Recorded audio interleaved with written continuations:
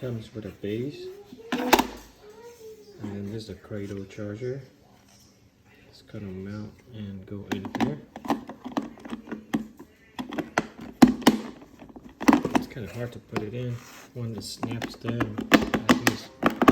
It's gonna be hard to come out, or it won't come out. Here's the charger. So here's my old PS3. It's a fat version.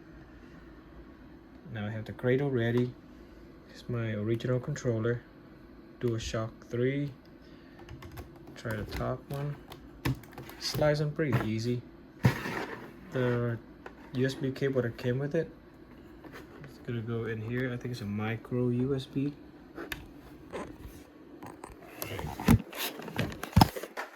There, it's plugged in, and then this end I'm gonna plug it into the PlayStation.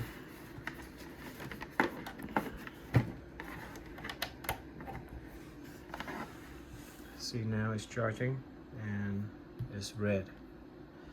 Just gonna wait about 1 or 2 hours for it to be fully charged. And it looks good if you ask me. I have a second controller right here.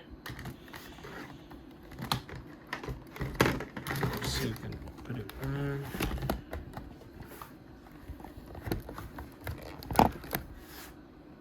There. Looks cool.